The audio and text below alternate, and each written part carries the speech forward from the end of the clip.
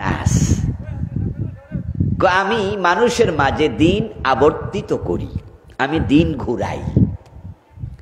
আজকে আপনি ছেলে, কালকে কিন্তু বাবা হবেন। আজকে নারী কাছা, কালকে কিন্তু পাক ধরবে। মানুষ বলে এক মাগে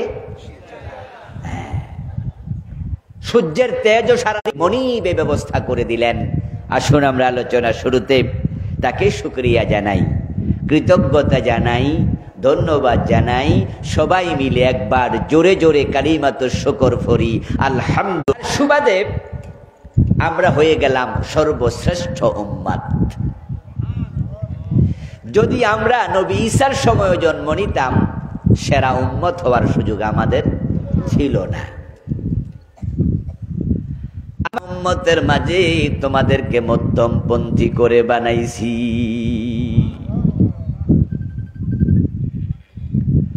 রাসূলুল্লাহ সাল্লাল্লাহু আলাইহি ওয়াসাল্লাম এই পরিচয় দেওয়ার সাথে সাথে দ্বাররক্ষী জান্নাতের দরজা খুলে দেবে।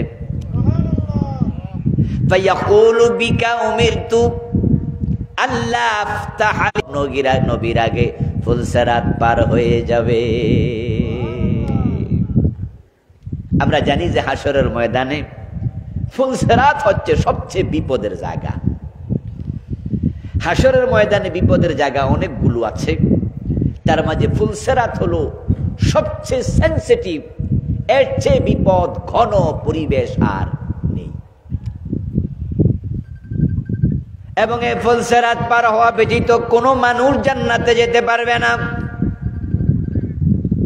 ওই ফুলসিরাতটাকে জাহান্নামের পিঠের উপরে স্থাপন করা হবে এবং সেটা হবে চুলের চেয়ে চিকন, সেটা হবে তলোয়ারের চেয়ে ধারালো। কার মোবাইল আওয়াজ হচ্ছে? এটা অফ করুন। কোথায়?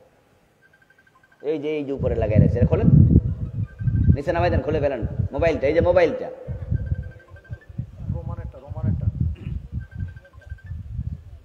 ব্যাক কল কারে কার যার হোক নিয়ে যাও, খোলো, এটা খুলে ফেলো এখান থেকে। আরে মোবাইলটা খুলে ফেলো। প্রজেক্টরওয়ালা গেল কোথায়? এই প্রজেক্টরওয়ালা গেল কোথায়? ইলাহা ইল্লাল্লাহ লা ইলাহা ইল্লাল্লাহ মুহাম্মাদুর রাসূলুল্লাহ।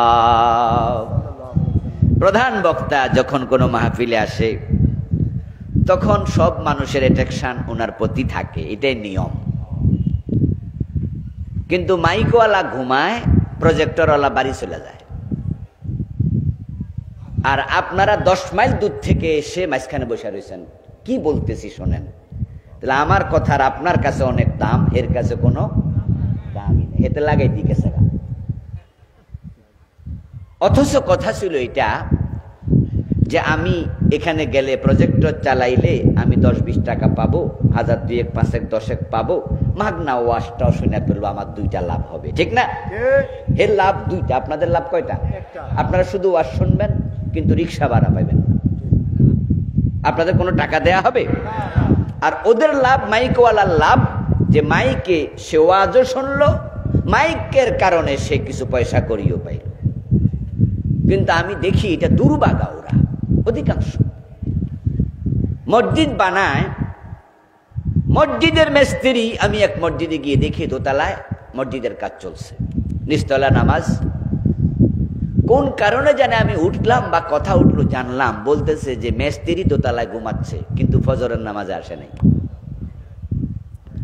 মানে ওরা যারা বানাচ্ছে তাদেরকে ঘুমানোর জন্য কারো বাড়িতে জায়গা না দিয়া কয় দোতলায় থাকো, তো ওখানে ব্যবস্থা করে দিচ্ছে। ঘুমাইলো কোথায়? কিন্তু ফজরের টাইমে নিচতলায় নামে নাই, উপর থেকে নিচে নাই বা নামাজ পড়বে, নামে নাই, ঘুমাই রয়েছে। এবার বলুন তো, 1/2 মাইল দূর থেকে, 100 হাত 2 হাত 500 গজ দূর থেকে বুড়া মানুষ টুকটুক করে চলে আইছে, এমন নামাজিও আছে না নাই? একজন মসজিদে থাকলো কিন্তু নামাজ পড়ার সৌভাগ্য, এটাই তাকদীর। আরেকজন দূর থেকে এসে জান্নাত নিয়ে গেল।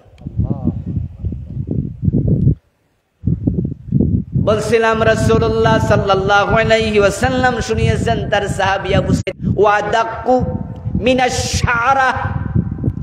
আবু সাঈদ খুদরি রাদিয়াল্লাহু তাআলা আনহু বলছেন, আমার কাছে মেসেজ এসেছে প্রিয় নবী থেকে, আমি শুনেছি ওই ফুলসেরাতটা জাহান্নামের উপরে বানানো হবে, স্থাপন করা হবে, সেটা হবে আদাক্কা মিনাশ শারা, মাথার চুলের চেয়ে আরো চিকন, ওয়া হাদ্দা মিনাস সাইফ, এবং তলোয়ারের চেয়ে অধিক ধারালো। কি সেনসিটিভ জায়গা এই চিকন জায়গা, আবার তলোয়ার সে ধারালো। আপনাকে আমাকে বলবে পার হও, পার হইয়া জান্নাতে যাও। জান্নাত এই পারে নাই, জান্নাত ওই পারে, এটা পার হওয়ার পরে। ইউদরাবু সিরাতু বাইনা যহরানাই জাহান্নাম। সহিহ মুসলিমে এসেছে প্রিয় নবীজি সাল্লাল্লাহু আলাইহি ওয়াসাল্লাম বলেন, জাহান্নামের পিঠের উপরে এটাকে রাখা হবে। এবার বলুন তো জাহান্নামের আগুন কি লাল না কালো? জানে দেখি, মাশাআল্লাহ। এইটাই তো বাংলাদেশের সবচেয়ে সৌভাগ্যের জায়গা। ওয়াজ নসিহতের কারণে ইসলামের মূল মেসেজগুলো জেনারেল মানুষও জানে, ঠিক না? দুনিয়ার আগুন কি কালো না লাল? কিন্তু জাহান্নামের আগুন হবে কালো। ফাহিয়া সাউদাউম মুজলিমা, নিকশ কালো। এখন কালো আগুন কুমিল্লা ওয়ারিদুহা ওয়া কানা আলা রাব্বিকা হাতমাম মাকদিয়া। একজন মানুষও বাদ নাই যাকে সেটা পার না হয়ে বাঁচবে, যেটা পার না হইয়া ছুটি পাবে একজনও বাদ নাই, নবী রাসূল উম্মত। পড়েন না ভাইয়েরা, আল্লাহর কথার স্টাইল দেখছেন নি, যে এটা আমার চূড়ান্ত সিদ্ধান্ত। আচ্ছা, আল্লাহর সিদ্ধান্তের বাহিরে যাওয়া যাবে? ওরে বাবা, কেউ বাদ নাই। ওয়া মিনকুম ইল্লা ওয়ারিদুহা, একজনও বাদ নাই, সবাইকে পার হওয়া লাগবে। এখন কেমনে পার হবেন? আল্লাহ বলছে, এবার শোনো, সুম্মা নুনাজ্জিল্লাযীনা তাকাউ, যারা মুত্তাকি ভালো মানুষ তাদেরকে আমি আল্লাহ নিজে পার করাবো। সুবহানাল্লাহ। তাহলে মুক্তি পেতে হলে কি লাগবে? তাকওয়া, তাকওয়া, তাকওয়া। ওয়া নাযারুল যালিমিনা ফিহা জিসিয়া। এবার আয়াতের শেষে বলতেছেন, যারা জালেম, যারা মুশরিক, যারা কাফের, যারা বেনামাজি খারাপ মানুষ, তাদেরকে আমি সেটা রাসূলুল্লাহর সাথে থাকার কারণে অনেক কিছু সহজ হয়ে যাবে, অনেক কিছু সহজ হয়ে যাবে। বিয়ের দিন দুলার সাথে যারা যায় তাদেরকে কি বলে? বরযাত্রী। বইয়া থানা হেরে লয়ে যান, এইটা বেশ সবার আসা। আচ্ছা, ড্রাইভার সাহেব যে খাইতে গেছে, ভিআইপি হোটেলে ঢুকছে, আজকে একবারে বেল খুললা খাইতেছে, ব্যানারে দাওয়াত দিছে কেউ, কিন্তু আজকে কার বরকতে? দুলার। আজকে বর যাত্রী, বরের সাথে যাত্রী। আল্লাহর উম্মত হওয়া কত বড় সৌভাগ্য। সব নবী পিছনে, উম্মতে মুহাম্মাদি নবীর আগে পার হয়ে যায়। এখনো নবীরা ফুলসেরাতের গোড়া আসে নাই। রাসূল কয়, আমার উম্মত নিয়ে আমি অলরেডি পার হয়ে গেছি।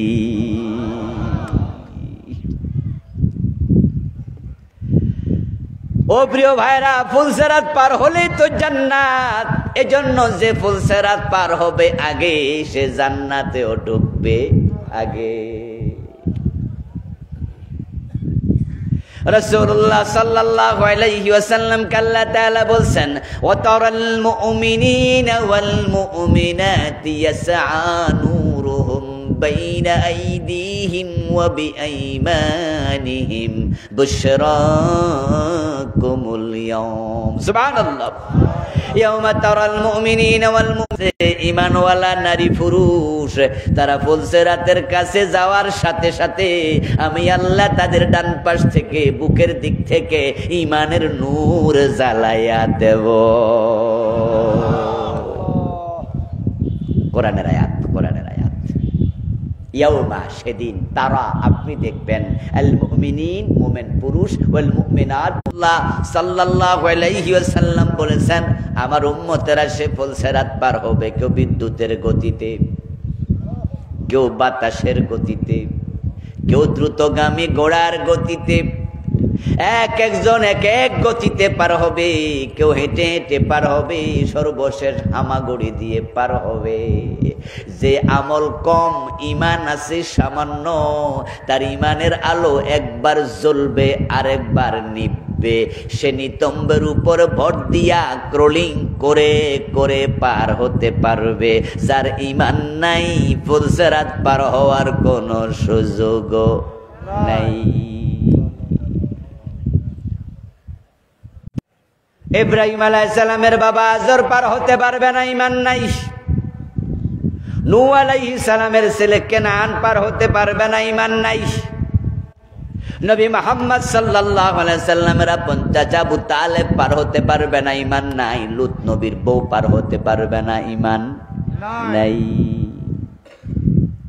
নবীর বউ বিবেক কম, আবেগে ঠেলা কত কিছু কইলা ফাইসি আওলাদের রাসূল।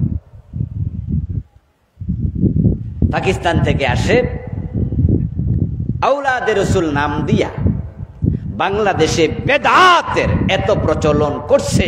শুধু বেদাত না, পাকিস্তানের এক পীর আছে যে বাংলাদেশে শিরিক ছড়াচ্ছে। শাহেনশাহ সিরিকুল কয় জিন্দাবাদ। নাম আমি কইলাম না, ইশারা দিলাম। আমার বন্ধু আপনি বলবেন আওলাদে রাসূল, কাজ হবে আবু জাহেলের, কাজ হবে আবু লাহাবের। শিরক এবং বেদাত কখনো ইসলামের পক্ষের কাজ হতে পারে না।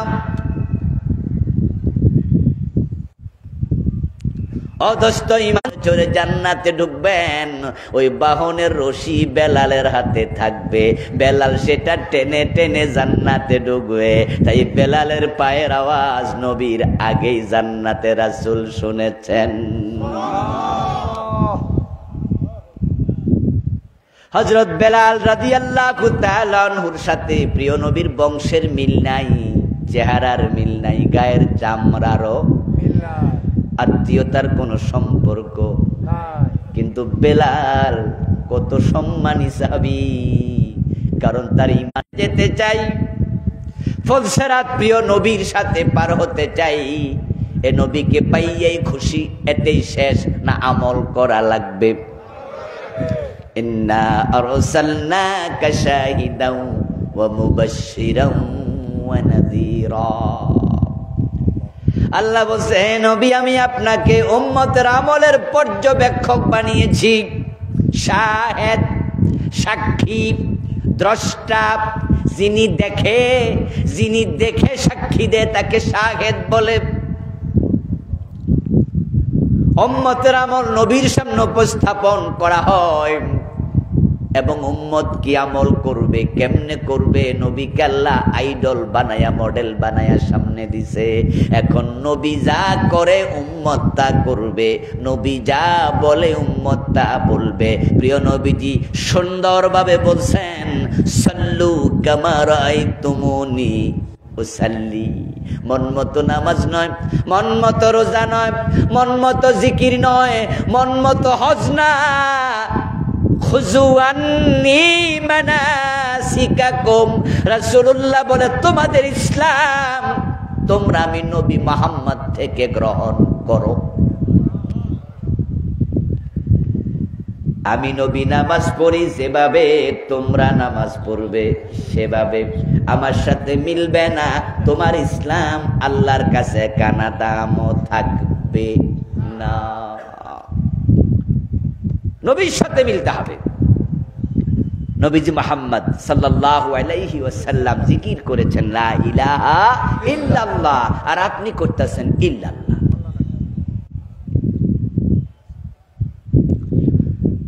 হুজুর আপনি কইতাছেন ইল্লাল্লাহর বিরুদ্ধে, অথচ আমার পীর সাহেব তো কইটা জায়েজ। আমি বলবো দোস্ত কি জায়েজ কি না জায়েজ, কোনটা করা যাবে কোনটা করা যাবে না। কোনো পীরের কথায় চলবে না, কোনো হুজুরের কথায় চলবে না, কোনো ব্যক্তির কথায় চলে না ইসলাম। ইসলাম চলবে আল্লাহ এবং তার নবীর কথা মতো।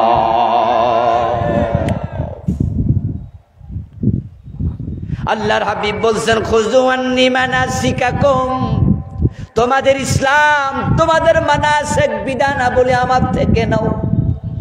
আমি যা করছি যেমনে করছি সেভাবে করো, তা করো, এর বাহিরে যেও না। ফারুক আজম ওমর রাদিয়াল্লাহু তাআলা আনহু এক সাহাবীর পিছনে এক ওয়াক্ত নামাজ পড়লেন। জাহরি কেরাত ছিল, হতে পারে সেটা মাগরিব এশা অথবা অন্য ফজর। সিররি কেরাত নয়, জাহরি কেরাত। ওই সাহাবী নামাজ শেষ করলেন, হযরত ওমর গিয়ে তাকে জাপটায়া ধরলেন, বললেন এই মিয়া, তুমি যে সূরা তেলাওয়াত করছো এই সূরা তো ভুলে ভরা, এত ভুল সহ নামাজ কেন পড়লাম? ওই সাহাবী জবাব দিলেন, না না, আমি রাসূল থেকে এভাবে শিখেছি। হযরত ওমর রেগে গেছেন, বলো কি? আল্লাহর নবী নিজেই সূরা আমারে মুখস্থ করাইছে, অথচ তোমার তো সেই তেলাওয়াত রাসূলের সাথে মিলে নাই। এই জন্য ওমর বলল, রাসূলের সাথে যার তেলাওয়াত মিলবে না তাকে আমি ছাড়ব না। গায়ের মাঝে গামছা ছিল, ওই গামছাটা ওর গলার মাঝে ফেসাইলো, ফেসাইয়া তারপরে শক্ত কইরা ধইরা কয় চলো, রাসূলের সাথে মিলবে না, তোমাকে ছাড়া হবে না। আবার তুমি বলতেছো রাসূল তোমার এমনি শিখাইছে। একবারে গলায় গামছা লাগায় টানতে টানতে রাসূলুল্লাহর সামনে নিয়ে রাখলেন।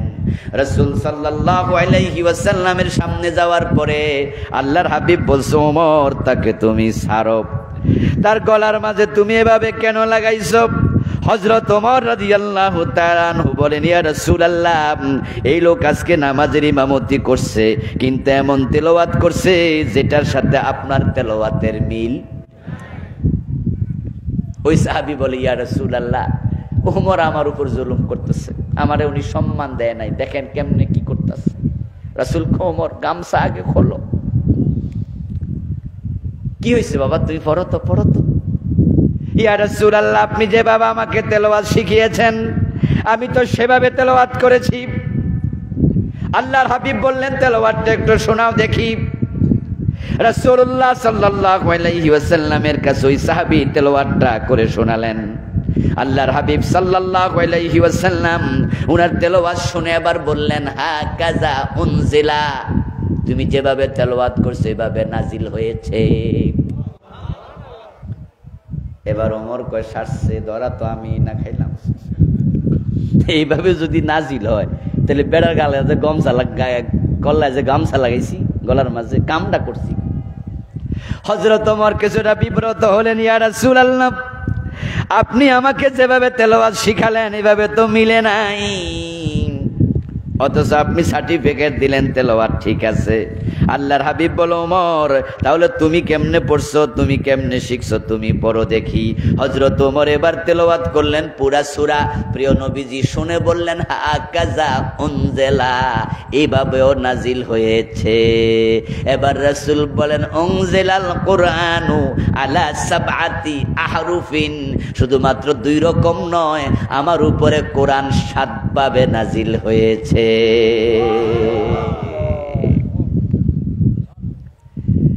হযরত উসমান পর্যন্ত মূলত 7 কেরাত এভেলেবেল পড়া হতো। ওই 7 ভাবেই তেলাওয়াত ছিল, রাসূল শিখিয়েছেন বিভিন্ন সাহাবীকে। কিন্তু উসমানের যুগে যখন কোরআন কফি করে, এর আগে কিন্তু কোরআনের কফি এভাবে ছিল না। আল্লাহর হাবিব সাল্লাল্লাহু আলাইহি সাল্লামের যুগে কোরআন লেখা হয়েছে বিভিন্ন পাথরে, বিভিন্ন কাঠে, চামড়ার উপরে, মানে যে যেভাবে পেরেছে লিখেছে। কিন্তু আজকের মতো এত কাগজ অ্যাভেলেবেল ছিল না। হযরত ওসমান যখন খলিফা হলেন, আবু বকরের যুগে সংকলন হয়, কিন্তু ওসমানের যুগে আসার পরে ওসমান রাদিয়াল্লাহু তাআলা আনহু ওই 7 কেরাতের সবগুলো কেরাত বললেন যে তোমরা আমার রাষ্ট্রীয়ভাবে অর্ডার করলেন, তোমরা আমার দরবারে, আমার রাজ দরবারে সবগুলো লিখিত কপি পাঠাও। কারো বাড়িতে কোরআনের লিখিত কপি রাখা যাবে না। যার বাড়িতে, যার কাছে কোরআনের লিখিত যত ফলক আছে, কাঠ আছে, পাথর আছে, কাগজ আছে, চামড়া আছে, যা আছে সব আমার দরবারে জমা দাও। তো সব জমা দেওয়া হলো। শুধুমাত্র কুরাইশদের ভাষা যেটা, ওই ভাষার কোরআনটা রেখে বাকি সবগুলোকে হযরত ওসমান শেষ করে দিলেন, ধ্বংস করে দিলেন। এখন তামাম পৃথিবীতে কোরআন কয় ভাষায়? এই জন্য এখন আর কোনো মিল নাই। তবে হ্যাঁ, 7 কেরাতের চর্চা এখনো পৃথিবীর বিভিন্ন দেশে আছে। যেমন মিশরে জামে আল আজহারে কেরাতে সাবার উপরে আলাদা ইনস্টিটিউশন আছে। আমার বন্ধু, আমার আলোচনার মূলটা কিন্তু এটা নয়। মূল কথা ছিল রাসূলের সাথে মিলা লাগবে। হযরত ওমর যখন দেখলেন ওর তেলাওয়াত রাসূলের সাথে মিলে নাই, গলার মাঝে গামছা লাগালেন কেন? ওমর এত কঠিন কেন হলেন? এর কারণ রাসূলের কথার বাহিরে, কাজের বাহিরে চলার কোনো অধিকার, বলার কোনো অধিকার উম্মতের নাই। আচ্ছা, আপনাদের এলাকায় কি ব্রিক ফিল্ড আছে? ইট বানায় যায়, আসেনি? আচ্ছা, ব্রিক ফিল্ডে ইট বানানোর জন্য যদি 10 জন 20 জনকে দায়িত্ব দেয়া হয়, ধরেন ইটের মাটি আনা, ইটের বালি আনা, ইটের পানি মিক্স করা, মিক্সার তৈরি করা, খামির বানানোর জন্য 100 জন কর্মচারী কাজ করছে। আর এটা ফর্মার ভিতরে ঢুকাইয়া ঢুকাইয়া ইট বানাচ্ছে 10 জন, লাইন ধরে বানায়। শুনছি, দেখছেন না কত সুন্দর করে বানায় বানায় রাখে। আচ্ছা, যখন ইট বানায় 10 জন কি 10 সাইজে বানায় না 1 সাইজে? মাশাআল্লাহ, উত্তর সুন্দর। বানাইলো 10 জনের সাইজ কয়টা? এর কারণ হলো মালিক যিনি আছে, ওই মালিক সবার হাতে একটা করে ফর্মা দিয়ে দিছে এবং ওই 10 জনরে বলছে তোমরা যখন বানাইবা নিজের মন মতো বানাইও না, ফর্মার ভিতরে ঢুকাইয়া বানাইও। এখন কর্মচারীরা যদি কেউ বানাইতো 3 কোনা, কেউ বানাইতো 4 কোনা, কেউ বানাইতো 5 কোনা, কেউ বানাইতো গোল, কেউ বানাইতো সেপ্টা, ইট হইতো না ফোরা মাটি।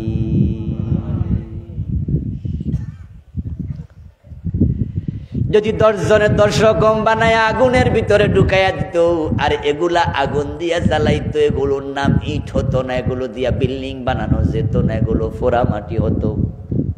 এই পোড়া মাটি যদি বিভিন্ন জায়গায় ফালাইয়া দেয়, ওই এলাকায় গাছগাছালিও জন্ম নেয় না। এ দিয়ে দেশের ক্ষতি হয়, পরিবেশ নষ্ট হয়। আর যখন ইট সাইজ মতো হয়, তা দিয়ে শহর নগর তৈরি হয়, ঠিক না? এখন রাসূলের ইসলাম আল্লাহ দিছে একরকম, কুল ইন কুনতুম তুহিব্বুনাল্লাহ ফাত্তাবিউনি ইউহিব্বুকুমুল্লাহ। ও প্রিয় নবীজি, আপনি বলুন, তোমরা যদি আল্লাহকে ভালোবাসতে চাও, আল্লাহর ভালোবাসা পেতে চাও, একটা কাজ করো, ফাত্তাবিউনি, আমি নবী মুহাম্মদকে অনুসরণ করো। এখন আপনাদের কাছে আমার কথা, আমার রাসূল ইল্লাল্লাহ জিকির জীবনে একদিন করছে এমন কোন হাদিস নাই। তা আপনি এটা কেন করেন? যদি আপনি আমার কথা শোনার পরে বলেন যে পীর সাহেব হুজুর কইছে, তাহলে আপনার কাছে রাসূলের দাম বেশি হলো না পীর সাহেবের? আর যে রাসূলের উপরে পীরকে দাম দেয় তাকে মুমিন বলি কেমনে? খুব জটিল। হ্যাঁ, আপনার একটা কথা এখানে হতে পারে, সেটা হতে পারে হুজুর আপনি বলছেন ইল্লাল্লাহ জিকির হাদিসে নাই, আমাদের পীর সাহেব হুজুর করাইছে, তাহলে অবশ্যই হাদিসে এটা আছে, না হয়তো তিনি করাইতো না।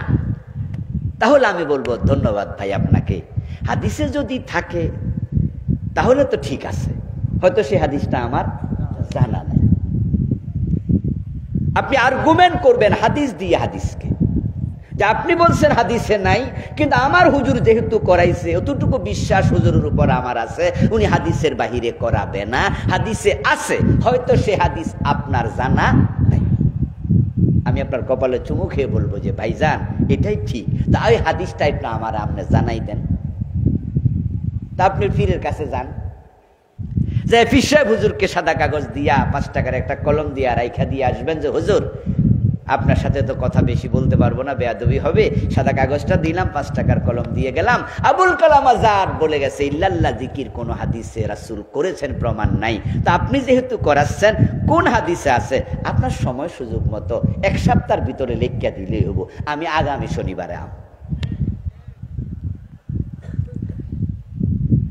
ও দোস্ত, অতটুকু সাহস যদি না করেন, হাদিসে নাই শোনার পরেও শুধু অমুক বলছে তমুক বলছে এটা শুনে শুনে আমল করবেন, তাহলে বোঝা গেল কোরআন হাদিসের প্রতি আপনার কোনো দরদি নাই। হেদায়েতের উপরে যদি টিকে থাকতে চান, কোরআন হাদিস ভালো করে ধরেন। ওয়াদাইয়ান ইলাল্লাহি বিইযনিহি ওয়াসিরাজাম মুনীরা। এ দুনিয়ার সবগুলো মানুষ হেদায়াতের বাইরে ছিল।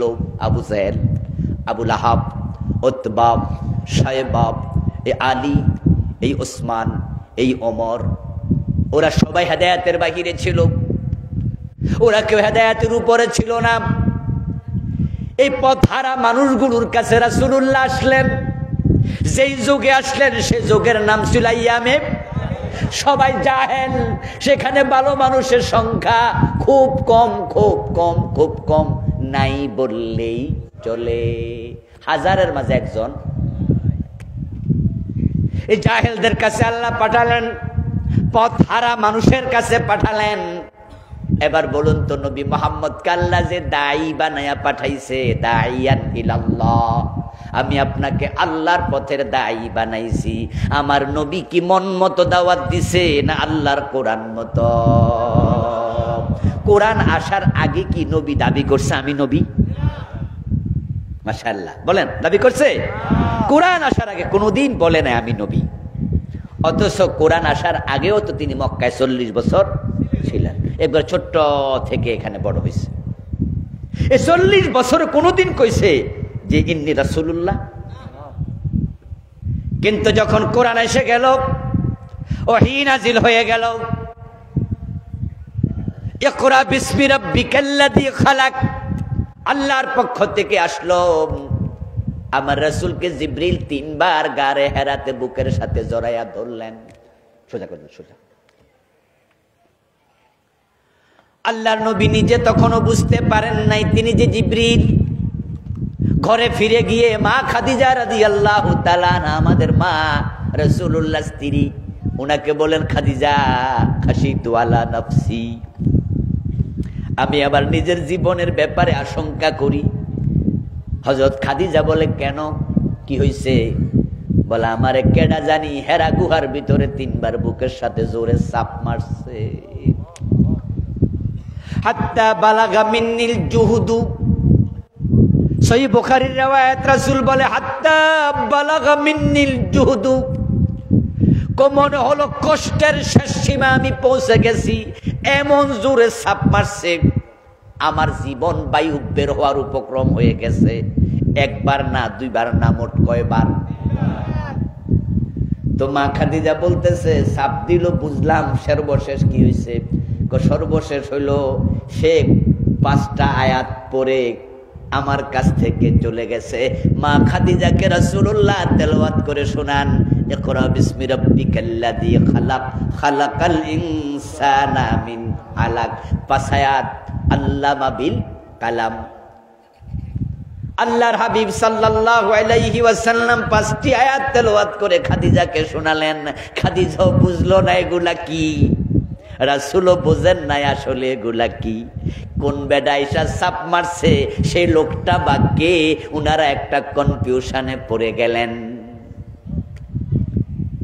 এবার মা খাদিজা বলতেছে হুজুর আপনি ভয় পাইয়েন না, ওয়াল্লাহি কাল্লা ওয়াল্লাহি মা ইউখজিকাল্লাহু আবাদা, ইন্নাকা লাতাসিলুর রাহমা ওয়া তাহমিলুল কাল্লা ওয়া তাকসিবুল মা'দুম ওয়া তুঈনু আলা নওয়াইবিল হাক্কি। প্রিয় নবীকে মা খাদিজা এমন চমৎকার ভাবে কিছু শব্দ দিয়ে সান্ত্বনা দিলেন, আল্লাহর হাবিবের মনের ভয় দূর হয়ে গেল। চিৎকার দিয়ে বলেন সুবহানাল্লাহ। এর আগে তিনি কম্বল দিয়ে বলছে জড়ায়া ধরো, কম্বল দিয়ে জড়ায়া ধরো। মা খাদিজা জড়ায়া ধরছে, রাসূল কাঁপতেছিলেন ভয়ে। এই কথাগুলো শুনে রাসূলের অন্তর থেকে ভয় দূর হয়ে গেল। আপনাকে আল্লাহ বেজ্জতি করতে পারেন না। আপনার যে চারিত্রিক বৈশিষ্ট্য ইয়া রাসূলুল্লাহ, এমন লোককে আল্লাহ বেজ্জতি করবে না। এটা ক্ষতির কোনো কারণ নাই, এটা জিন ভূত নয়। আল্লাহর হাবিব বলে খাদিজা তাহলে এটা কি? খাদিজা রাদিয়াল্লাহু তাআলা আনহা বলছেন হুজুর তবে এটা কি সেটা তো আমি জানি না, আমার তো তেমন কিতাবের উপরে এলেম নাই, তবে আসমানি কিতাবের উপরে এলেম আছে একজন লোক, তাকে আমি চিনি, আমার আত্মীয়, আমার চাচাতো ভাই ওয়ারাকা বিন নাউফাল। আল্লাহর হাবিব ওয়ারাকাকে চিনেন, চলে গেলেন খাদিজাকে সাথে নিয়ে। হযরত ওয়ারাকা বিন নাউফাল তিনি তাওরাতের ইনজিলের অনেক বড় পণ্ডিত আলেম ছিলেন। তখন তিনি বয়োবৃদ্ধ, চোখের আলো নাই, বুড়া হয়ে গেছেন, চোখে দেখেন না। পুরা হিস্ট্রি শুনে ওয়ারাকার সাথে সাথে বললেন হাযান নামুস আল্লাযী নাযালাল্লাহু ইলা মূসা। ও মুহাম্মদ ইবনে আব্দুল্লাহ ভয় পেও না, এ তো জিবরিল আমিন, আল্লাহ যারে মূসা নবীর কাছে পাঠাইছে। তুমি তো নবী, তুমি তো শেষ নবী। আমি তাওরাতে পড়েছি, ইনজিলে পড়েছি, জিবরিল আমিন ওহী নিয়ে আরেকবার পৃথিবীতে আসবে, এক ব্যক্তির কাছে আসবে, এরপরে আর আসবে না। আমি আজকে বুঝেছি তুমি সেই ব্যক্তি। সুবহানাল্লাহ। আমরা সৌভাগ্যবান উম্মত, এরপরে আর কোন নবী নাই, আমরা শেষ নবী পেয়েছি, শেষ উম্মত হয়েছি। আল্লাহর হাবিব সাল্লাল্লাহু আলাইহি ওয়াসাল্লাম কে আল্লাহ কোরআন দিয়ে পাঠালেন, তিনি এবার দাবি করছেন আমি নবী। এবার এই দাবিটার জন্য তিনি মানুষের কাছে গেলেন দাবি আদায় করতে। আমার দাবির সাথে কে কে একমত? আমি নবী মুহাম্মদ কোরআন নিয়ে এসেছি, আবু বকরকে আমি কোরআন মানতে রাজি, ওমরকে আমিও রাজি, ওসমান বলে আমি রাজি, আলী বলে আমি রাজি। এইভাবে ১০০ লক্ষ সাহাবী রাজি হয়ে গেল। নবী মুহাম্মাদের আনিত কোরআনও মানে, হাদিসও মানে, সবাই নবীর সাথে আউয়ালে দুখুল ফিল জান্নাহ হবে, প্রথম কাতারে জান্নাতি হবে। এখন আমরাও যদি নবীর সাথে জান্নাতে যেতে চাই, রাসূলের রেখে যাওয়া কোরআন এবং হাদিস মেনে নেয়া সর্বান্তঃকরণে দরকার আছে না?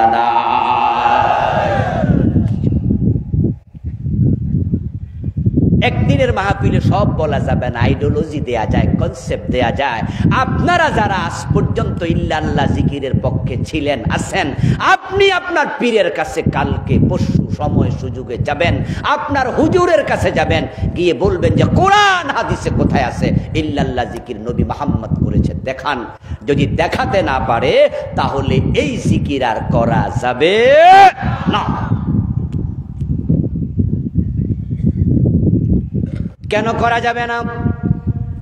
قال النبي صلى الله عليه وسلم من احدث في امرنا هذا ما ليس منه فهو رد।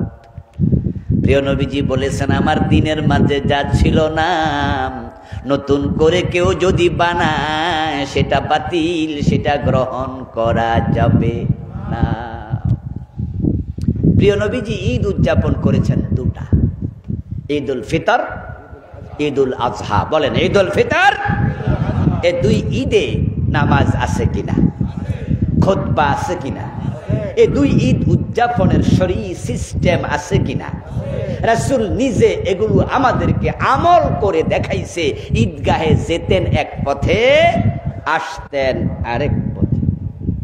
ঈদের খুতবা দিতেন পরে, 2 রাকাত নামাজ পড়তেন আগে, জুমার নামাজের খুতবা দিতেন আগে, নামাজ পড়তেন পরে।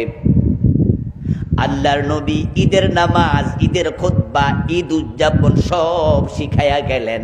অথচ 1400 বছর পরে এসে উম্মতেরা বলে না না না, সকল ঈদের সেরা ঈদ ঈদে মিলাদুন্নবী।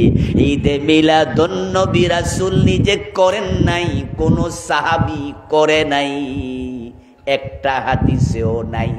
ঈদে মিলাদুন্নবী এই বাক্যটাই হাদিসে নাই। করা তো দূরের কথা, বাক্যটাই নাই। শুধু বাবু মিলাদিন নবী সাল্লাল্লাহু আলাইহি ওয়াসাল্লাম নামে তিরমিজিতে একটা হাদিসের বাব আছে। এটা রাসূলের জন্ম নিয়ে আলোচনা, ঈদ নিয়ে না। ঈদ কয়টা? তোমরা ঈদ বানাইছো। ইসলামকে বিকৃত করতে করতে করতে করতে দেখা যায় যে এখন জিকির এমন বিকৃত হইছে, কিছু জিকির আছে কি শব্দ কয় বুঝিয়ে না। আসেনি? আচ্ছা কিতা কইছে এটা? আচ্ছা এটা কোন জিকির? আরো সিস্টেমে তোর অভাব নাই, জিকির করতে করতে হইয়া যায়, বইয়া যায়, খারায়া যায়, এমনে এমনে। দেখছেন না, করাতি জিকির, কোদালি জিকির, কারেন্টের জিকির আছে। আমি ভিডিও দেখলাম একবার, অনেক রকমের জিকির দিছে কে জানি বানাইয়া। দেখলাম যে পীর সাহেবের কাছে যায়, উনি শুয়ে দিলে আবার কারেন্ট ধরলে যেমন মানুষ এরম করে, এরম করতে করতে পিছা আবার জিকির করতে করতে গাছের আগায় উঠতে যায়। আসেনি? আমাদের সাতপুরে আছে, বিভিন্ন জায়গায় আছে। এসকো নাকি এসে আমাদেরকে বলে যে এটা আপনারা বুঝবেন না। আচ্ছা প্রিয় ভাইয়েরা, আমি তাদের বিরোধিতা করার খাতিরে বিরোধিতা করছি না, আমি ইসলামের ব্যাপারে বলছি।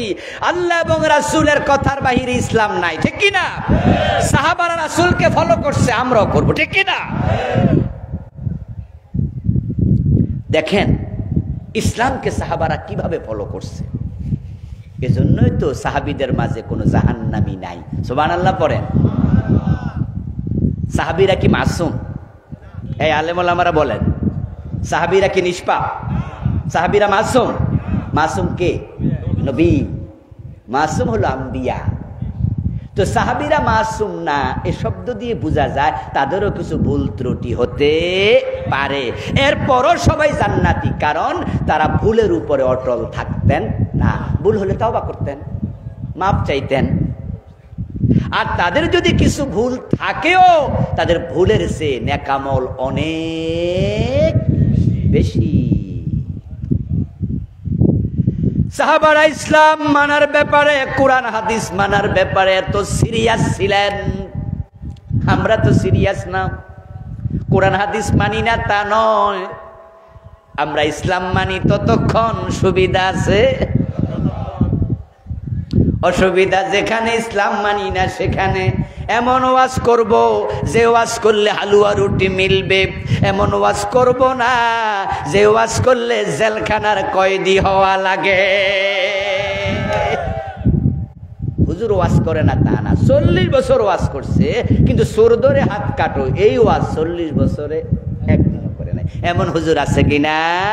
অথচ আপনারাই বলুন তো, নামাজ রোজার ওয়াজ যে হুজুর করলো, চোর ধরে হাত কাটার ওয়াজ ওই হুজুর যে করলো না। কোরআনে শুধু নামাজ রোজাই আছে, চোর ধরে হাত কাটাটা নাই। আছে? তো হুজুর এই ওয়াজটা কাল লাগা রেখে দিল। এমন পীর সাহেবের মুরিদ আপনারা এখানে আছেন অনেকে, যে পীর আপনাদেরকে জিকির শিখায়, রোজা শিখায়, নামাজ শিখায়, পর্দা শিখায়, আপনাকে হালাল খাইতে বলে, হারাম থেকে বিরত থাকতে বলে।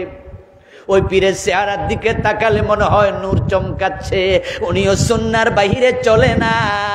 কিন্তু এই পীর সাহেব আল্লাহর জমিনে আল্লাহর আইনে দেশ চালাইতে হবে, এই ওয়াজ একদিনও করে নাই। এমন পীর সাহেব আছে না নাই?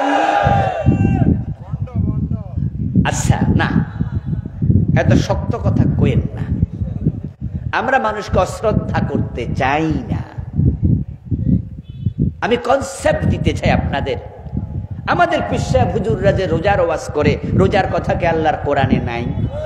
নামাজের ওয়াজ করে, এটা কি নাই? তাবলীগের ভাইয়েরা যে নামাজের জন্য এত কষ্ট করে, নামাজের কথা কি নাই?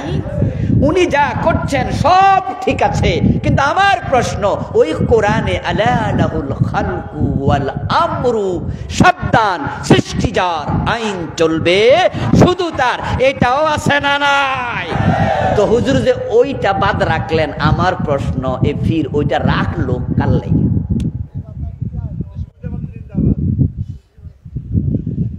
এখন প্রবলেমটা কোথায়? যে কিছু বলে কিছু বলে না, কোনো কারণ কি নাই এর পিছে? কথা বলেন না, কারণ আছে কিনা? হ্যাঁ, কারণ কিন্তু আছে। কারণ হলো হুজুর বড় চালাক। হুজুর চিন্তা করে দেখছে, আল্লাহর আইনের কথা বইলা সাইদি সাহেব দর্শনের মামলা খাইছে। আচ্ছা, সাইদি সাহেব কি আসলে দর্শনকারী?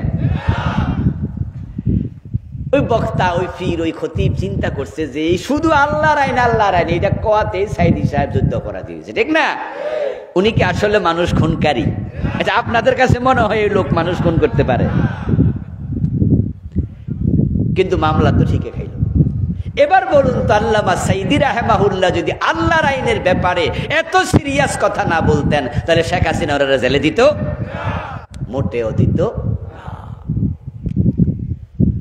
হুজুর পীর সাহেব চিন্তা করে দেখছে, যদি আমি মদের বিরুদ্ধে কথা বলি, মদ খাইলে আসিবাত লাগাও, তাহলে এলাকায় যারা মদ খায়, মদের ব্যবসা করে, তারা আমার বিরুদ্ধে খেপে যাবে। যদি আমি বলি চোর ধরে হাত কাটার আইন লাগবে, তাহলে কত নেতা চোর আছে, বরং বাংলাদেশে নেতারাই সবচেয়ে বড় চোর। ভালো নেতা আছে, সংখ্যায় বড়ই। যারা ডাব চুরি করে, নারকেল চুরি করে, মসজিদে জুতা চুরি করে, তারা দেশের কয় হাজার কোটি টাকা লস করছে। 30 বছর জুতা চুরি করেও 10 লাখ টাকা জমাতে পারবে না। নারকেল চুরি, ডাব চুরি করে, ছাগল চুরি, গরু চুরি করে 100 বছর 1 কোটি টাকা জমাতে পারবে না। কিন্তু আমাদের নেতারা এক খোঁচায় কলমে 1000 কোটি টাকা চুরি করে। অধিকাংশ নেতা অসৎ। এই অসৎ নেতার কারণেই তো বাংলাদেশটা 53 বছরও ধনী দেশ হতে পারেনি, বরং বর্তমানে অবস্থা তো এত খারাপ, ব্যাংকে গেলে একসাথে 10 লাখ টাকা এখন দিতে পারে না, এমন ব্যাংক অনেক। বরং 11টা ব্যাংক বন্ধ হওয়ার ঝুঁকিতে আছে। আচ্ছা, আমরা যারা সাধারণ গ্রাহক আছি, আমরা আমাদের 5 টাকা 10 টাকা আস্তে আস্তে জমাইয়া পরে 1000 টাকা আমরা ব্যাংকে নিয়ে রাখি, যে আমরা মনে করি বাড়িতে চুরি হইতে পারে, ডাকাতি হইতে পারে, হারায় টারায় যেতে পারে, বাড়িতে থাকলে রিস্ক আছে, তাই ব্যাংকে রাখলে আমি জমাই 10-20 বছর পরে আমি তুলবো, আমার এটা কাজে লাগবে। এখন ব্যাংকওয়ালারা আমরা টাকা লইয়া সব বিদেশ চলে গেছে, সিঙ্গাপুরে চলে গেছে। এই যে এসালম গ্রুপ, জানেননি আপনারা? ইসলামী ব্যাংকের হাজার হাজার কোটি টাকা নিয়ে, শুধু ইসলামী ব্যাংক না, আরাফা ব্যাংকের, এক্সিম ব্যাংকের, সোশ্যাল ব্যাংকের, গ্লোবাল ব্যাংকের। আব্দুল্লাহ মোহাম্মদ তাহের, ডক্টর আব্দুল্লাহ মোহাম্মদ তাহের, 14 গ্রামের সাবেক এমপি, জামাত ইসলামীর নায়েবে আমির, নাম শুনছেন তো? গতকালকেও আমি ওনার সাথে মাহফিল করছি, ওনাদের 14 গ্রাম, আমারও বাড়ি, ওনারও বাড়ি। উনার বক্তৃতা উনি বললেন যে ব্যাংকের একজন বড়, এক ব্যাংকের এমডি, চেয়ারম্যান আর এমডি দুজনে তো বড় অফিসার নাকি, ব্যাংকের সেরা অফিসার, বলতেছেন যে স্যার, এই যে আলমেরা, তারা এই দেশের হাজার হাজার কোটি টাকা ব্যাংকে মানুষ জমাইছে, আর ওরা শুধু ব্যাগে ঢুকেছে। আপনারা ঘাম পানি করছেন, রিক্সা চালাইছেন, দিন মজুরি করছেন, অনেক কষ্টে ডিম বেছে, লাউ বেছে আমাদের গরিব মা বোন জমাইছে। আচ্ছা, ভিক্ষুকের টাকা কি ব্যাংকে অ্যাকাউন্ট নাই? 2-4 জন ভিক্ষুক আছে না, যে যারাও তো 50,000 টাকা মাইয়া বিয়াদের জন্য জমাইছে।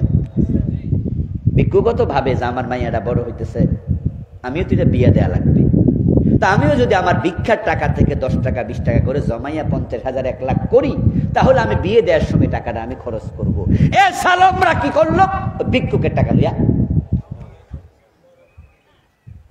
খেয়ানত কাকে বলে?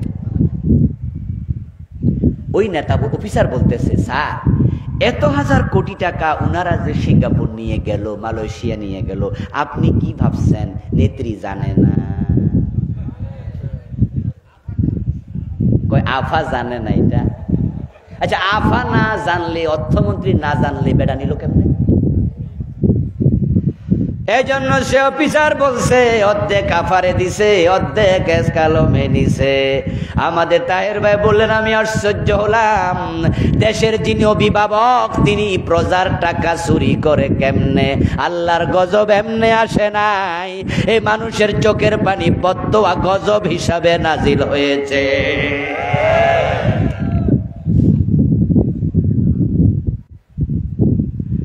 বন্ধু বলতেছিলাম, রাসূলুল্লাহ সাল্লাল্লাহু আলাইহি ওয়াসাল্লামের সাহাবারা ইসলাম কেমনে মানত শোনেন। হযরত ওমর যখন ক্ষমতায়, একদিন তিনি মসজিদে নববীতে খুতবা দিচ্ছেন। ওমর কি মসজিদের মুসল্লি ছিল না ইমাম ছিল? রাষ্ট্রের প্রজা ছিল না রাজা ছিল? এখন আমাদের নেতারা কেউ ইমাম হয় না, ইমামরা কেউ নেতা হয় না, ঠিক না? আমরা এটা আলাদা করে ফেলছি। আমরা সিদ্ধান্ত নিছি কোনো হুজুর নেতা হইব না, আর কোনো নেতা হুজুর হইব।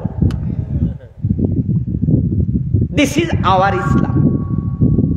আর ওমরের দিকে তাকান, দিস ইজ অরিজিনাল ইসলাম। ওমর মসজিদেরও নেতা, রাষ্ট্রেরও নেতা, ঠিক না?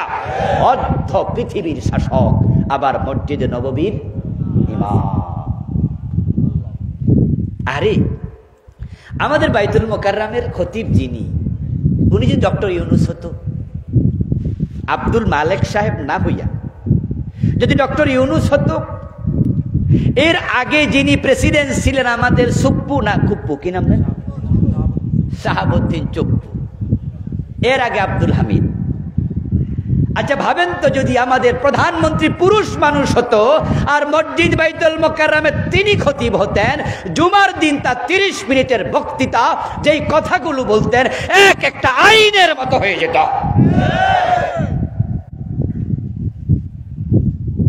ঢাকা শহরে যানজট, এত যানজট, মাঝে মাঝে এমন হয় যে গুলিস্তান থেকে বাইতুল মোকাররম আসতে 1 ঘন্টা শেষ, অথচ যদি রাস্তায় গাড়ি চলতো মাত্র 2 মিনিটের রাস্তা, 2 মিনিট। কারণ 2 কিলো থেকে 2.5 কিলো রাস্তা, 2 মিনিট আসতে 1 ঘন্টা শেষ। প্রাইভেট কার দাঁড়ায় আছে, ড্রাইভারও ঘুমাইতেছে। বাইতুল মোকাররমের খতিব নিজে আসতে লেট, যানজটে পড়েছে, কোন রকম কষ্টে আইসা হাঁপাইতে হাঁপাইতে ওযু কইরা মিম্বারে উঠছে। ওইটা উনি রাগের ঠেলায় কইল, এই ট্রাফিক পুলিশ তোমরা কোথায়? রাস্তায় যদি তোমরা থাকতা তাহলে এত যানজট হতো না। ট্রাফিকের যিনি প্রধান আছে তাকে কালকে তলব করা হবে, আমার অফিসে আসতে হবে। বাইতুল মোকাররমের খতিবের তলবে আইজিপি আইব তো, ট্রাফিক পুলিশ আইব তো, যানজট কমব তো। কিন্তু এই কথাটা যদি সরাসরি ডক্টর ইউনূসের মুখ দিয়ে আসতো আর তিনি বাইতুল মোকাররমের খতিব হতেন, তাহলে ট্রাফিক পুলিশের পায়জামা গরম হয়ে যেত। একটা বক্তৃতা আগামী 1 মাস ঢাকা শহরে যানজট হতো না। উনি বলতে পারতেন যে যানজট যদি আর দেখি অফিসার বরখাস্ত করা হবে, উনার কথাই আইন। এই জন্য ইসলাম রাষ্ট্রপ্রধানকে বানিয়েছে বড় মসজিদের ইমাম। রাসূল নিজে ইমাম ছিলেন, মদিনার প্রেসিডেন্ট। কবি নজরুল বলেছেন, ওমরের ব্যাপারে অর্ধ পৃথিবী করেছ শাসন, তুলার তখ্তে বসে খেজুর পাতার প্রাসাদ তোমার বারে বারে গেছে খসে। ওমর প্রেসিডেন্ট জুমার দিন খুতবা দিচ্ছিলেন। খুতবা চলাকালে হযরত ওমর বললেন, এই শোনো লোকেরা, আমার কাছে একটি মেসেজ এসেছে, মেয়ের বাবারা নাকি তারা মোহর নিয়ে বাড়াবাড়ি করছে যে এত টাকা না দিলে মেয়ে বিয়ে দেব না। এখন রিক্সাওয়ালা 5 লাখ টাকা মোহর চায় মাইয়ার। বাংলাদেশে এরকম শুরু হয়েছে। আর মেয়ে যদি প্রাইমারি স্কুলে শিক্ষিকা হইতে পারে তাহলে তো খবর আছে। বলে, এটা হলো আমার মাইয়া না, এটা সোনার ডিম পাড়া হাঁস। আমার মেয়ে বিয়ে করে নিবা, প্রতি মাসে মাসে 30,000 টাকা 20,000 টাকা বেতন খাইবা, বিয়ে দেবো এই মেয়েটাকে 10 লাখের নিচে কিসের মোহর? ওমর বললেন যে মেয়ের বাবারা মোহর নিয়ে বাড়াবাড়ি করছে, আমি জানি। আমি সিদ্ধান্ত নিচ্ছি অল্প কিছুদিনের ভিতরে আমি রাষ্ট্রীয় সার্কুলার জারি করে দেব, এত টাকার বেশি যেন মোহর কেউ নিতে না পারে। ওমর কি শুধু ইমাম না প্রেসিডেন্ট? কথা বলেন, ইমাম না প্রেসিডেন্ট? হ্যাঁ, আপনাদের এলাকায় যদি বড় মসজিদের খতিব সাহেব বলে আগামী ইউনিয়ন নির্বাচনে এই ইউনিয়নে আমি প্রার্থী হব, এই মুসল্লিরা আপনারা তো আমার মসজিদে 3000 5000 মুসল্লি আসেন, আপনারা আমার পক্ষে কাজ করলে তো আমি চেয়ারম্যান হব, ঠেকায় কে? আমার পক্ষে কে কে আছেন? দেখবেন যে যারা হালকা পাতলা মুসল্লি, এলাকায় ছোটখাটো লোক, হেরা বলবো হুজুর আসি, আর যারা নিজেরা নেতা টাইপের হেরা মাথা নিচু করবে আর বলবে হুজুর তোমার চাকরি খাই। ঠিক কিনা? ঠিক কিনা? আরে হুজুর আবার যে চেয়ারম্যান হওয়ার শখ হয়েছে রে। আমার বন্ধু দেখেন, হযরত ওমর প্রেসিডেন্ট, ওমর আবার নেতা, এটা আপনি জানলেন, কিন্তু আপনার মসজিদের ইমাম এলাকার নেতা হোক এটা আপনার পছন্দ হয় না। বরং কিছু ভালো মুসল্লি আছে যারা নামাজের পরে হুজুরের হুজরায় যাবে, গিয়ে হুজুরের সাথে বসে বলবে হুজুর আপনারে কত ভালোবাসি, এই মসজিদে আপনি যখন থেকে ইমাম খতিব তখন থেকে মসজিদ সারা জুমা পড়ি না, কিন্তু আজকে আপনি কি বেজাল লাগাইলেন, আপনি মসজিদে বললেন যে ইউনিয়নের চেয়ারম্যান হবেন, এইটা আপনার জন্য মানায় না। যারা চেয়ারম্যান হয় মেম্বার ওরা তো বাটফার, এগুলো তো সিটার হইব, বাটফার হইব, ওই কম সরে হইব। হুজুর আপনার মতো একজন ভালো মানুষ চেয়ারম্যান, হুজুর এটা হয় না, হুজুর আপনি দয়া করে একটু থামেন। আশ্চর্য মুসলমান, যদি তুমি এই ভালো মানুষকে চেয়ারম্যান বানাতা তাহলে গম চুরি হতো না, ঠিক না? তাহলে এলাকায় ঘুষ খাইয়া বিচার উল্টানো হতো না, ন্যায় বিচার সমাজে কায়েম হতো। তাই ভালো লোকদেরকে চেয়ারম্যান, মেম্বার, এমপি বানানো দরকার আছে না? না। হযরত ওমর তো প্রেসিডেন্ট, উনি যে বললেন আমি সার্কুলার জারি করব, পিছন থেকে একজন মহিলা মুসল্লি দাঁড়ায় গেল। কে মুসল্লি? কথা বলেন, কে মুসল্লি? তাহলে মসজিদে ওমরের যুগে মহিলা মুসল্লিও, কিন্তু আমাদের ইসলামে এটা আবার জায়েজ নাই। ওমরের ইসলামে এটা ছিল যে মসজিদে জুমার দিন পুরুষও আসবে, বাচ্চারাও আসবে, মহিলারাও আসবে। রাসূলের ইসলামে ছিল, রাসূলুল্লাহ সাল্লাল্লাহু আলাইহি সাল্লাম বলেছেন পুরুষরা সামনের কাতারে দাঁড়িয়ে যাইবা, বাচ্চাদেরকে মাঝের কাতারে দিবা, মহিলারা পিছনের কাতারে থাকবা। এখনো মদিনার মসজিদে মহিলাদের আলাদা জায়গা আছে কি না? এই যারা গেছেন তারা শুধু জবাব দেবেন, আছে? আছে তো। রাসূলের ইসলামেও ছিল, ওমরের ইসলামেও ছিল, মদিনার ইসলামে এখনো আছে, শুধু বাংলাদেশে এটা নাজায়েজ। এই দেশের হুজুররা ফতোয়া দিছে মহিলা মসজিদে আসিতেই পারিবে না। সমস্যা কি? পর্দা। তাহলে রাসূলের যুগে মহিলারা পর্দা বুঝতো না, ওমরের যুগও বুঝতো না, এখন কারো মক্কা মদিনায় বোঝে না। আমাদের হুজুররা যখন আবার মক্কায় যায়, ঠিকই বেটা বউ লইয়া কাবা শরীফে হাজির হয়, বউ তো লাড়ি লইয়া খাড়াই থাকবো, তুমি প্রতি রাকাতে 1 লাখের সওয়াব নিবা, আমারে হোটেলে রাইখা যাইবা, সিটকানি মাইরা রাখবো।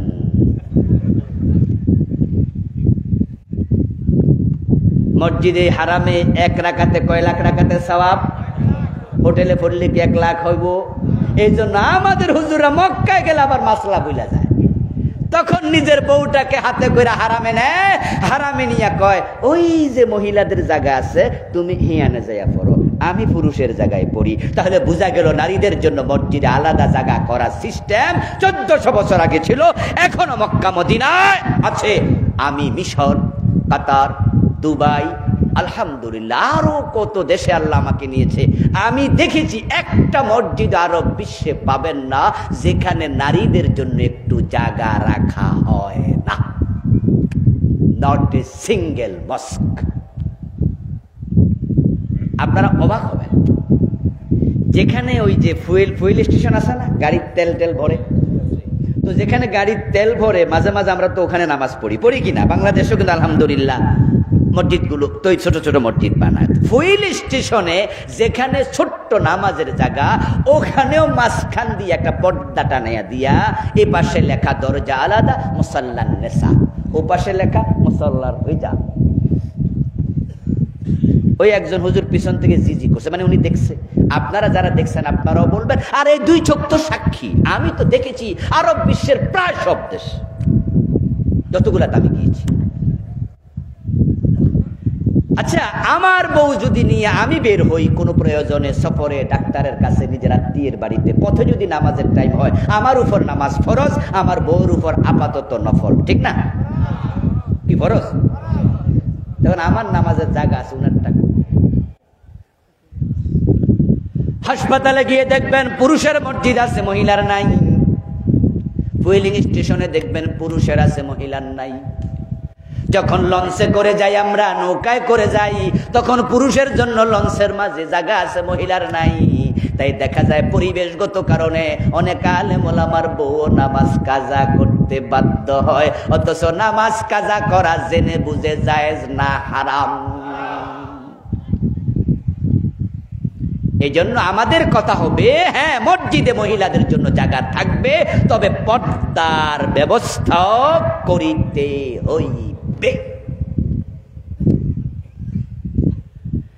এবার আমরা বলবো না মেয়েদেরকে মসজিদে যাও, মসজিদে যাও, মসজিদে যাও, আমরা এটা বলবো না। কারণ হাদিসে আছে মহিলাদের নামাজ মসজিদের চেয়ে ঘরে উত্তম, ঘরের চেয়ে কুঠরিতে উত্তম। কিন্তু প্রয়োজন যদি হয় তাহলে যেন নামাজ কাজা করা না লাগে। এটা হলো একটা। আর একটা হলো জুমার দিনটা তো স্পেশাল ডে, জুমা বিশেষ দিন। জুমার দিনে আপনাদের এলাকায় বড় মসজিদের খতিব সাহেব, উনি যে 30 মিনিট 40 মিনিট বয়ান করে, যদি মসজিদে একটা ফ্লোর মেয়েদের জন্য ছেড়ে দিয়ে আলাদা দরজা বানায়া দিতেন, অথবা মসজিদে আলাদা করে ব্যবস্থা করতেন, আলাদা দরজায় মহিলা ঢুকবে বের হবে, আমাদের মা বোনদেরকে জুমার দিন মসজিদে নেওয়া হতো এবং হুজুরদের ওয়াজ শোনানো হতো, তাদের মন পুরুষের চেয়ে নরম। আলেম ওলামাদের ওয়াজ যদি মহিলারাই দেশে শুনতো, শোনানোর ব্যবস্থা থাকতো, শুধু জুমার ওয়াজের কারণে জি বাংলা স্টার জলসা ঘরে ঘরে বন্ধ হয়ে যেত।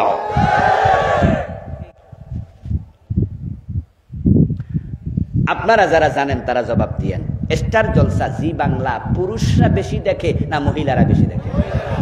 হ্যাঁ, উত্তর শুনি। পুরুষরা এগুলো খুব আগ্রহী না, মাঝে মাঝে হয়তো কোনো পুরুষ দেখে, কিন্তু মহিলারা এমন ফোক, কোনোদিন মিস হইলে দিনের বেলা কাজা আদায় করে।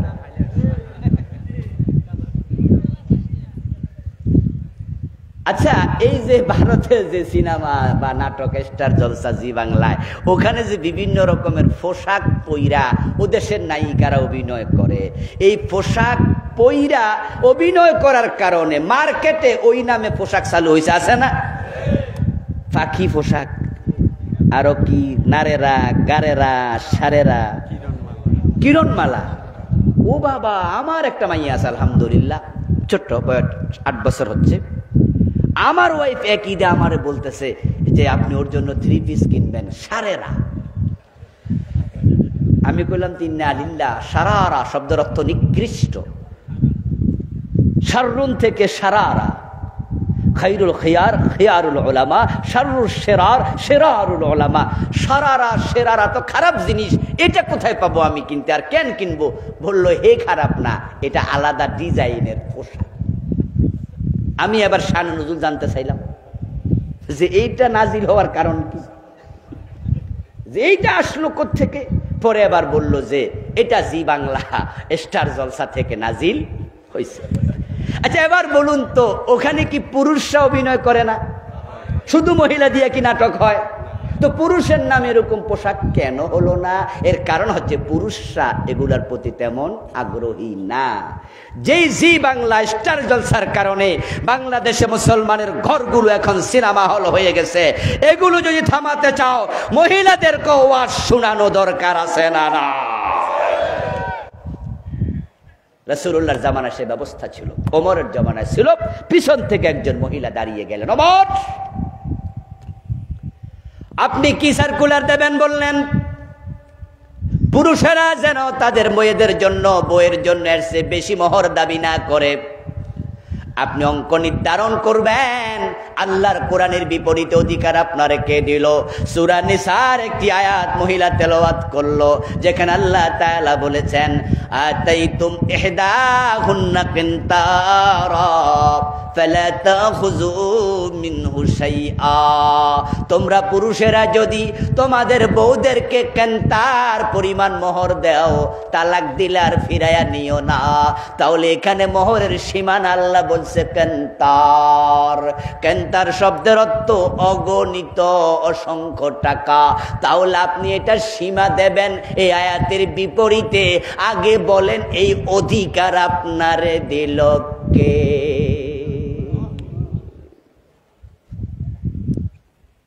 হযরত ওমর যখন এই মহিলার কথা শুনলেন, সাথে সাথে ওমর সাথে সাথে কথা উল্টো করলেন।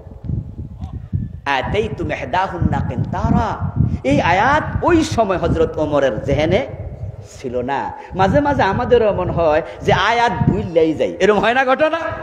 দেখবেন যে হাফেজ সাহেবরাও যে নামাজে ধাক্কা খাইতে কাবার ইমাম পেছ লাগাই দিছে তেলাওয়াতের মাঝে, পিছন দিয়ে লোকমা দিলেও ছোড়ে না লোকমা, মানে তখন জেহেন নাই, আসেই না, ভুলে গেছে। হযরত ওমর সাথে সাথে বললেন আসাবাত ইমরাআতুন ওয়া আখতা উমারু। ওমর হাজার হাজার মানুষ যারা উপস্থিত ছিল মসজিদে নববীতে, শত শত মুসল্লির সামনে বলে দিলেন যে মহিলা ঠিক বলছে, আমি ওমর ভুল বলেছি, না এটা নির্ধারণ করব না, আমার ভুল ছিল। এর মানে দাঁড়ালো কোরআন সুন্নাহর বাইরে যাওয়ার সুযোগ নাই। সুতরাং নবী মুহাম্মদের সাথে জান্নাতে যেতে হলে সাহাবাদের মতো কোরআন সুন্নাহ মানার ব্যাপারে আমাদেরও দৃঢ় সিদ্ধান্ত নেওয়া দরকার আছে কিনা? তো কোরআন সুন্নাহ না পড়লে, না জানলে কেমনে মানবেন? বাংলাদেশের লোকেরা পড়তে রাজি হয় কম, শুনতে রাজি হয় বেশি। যে হুজুর ওয়াজ করতে থাকেন, অসুবিধা নেই। যদি বলি আমার লিখে একটি বই আছে, নাম দিয়েছি যেমন ছিলেন প্রিয় রাসূল সাল্লাল্লাহু আলাইহি সাল্লাম, এটা 280 পৃষ্ঠায় লিখেছি। আল্লাহর হাবিবের জীবনের প্রায় অনেক দিক টাচ করেছি।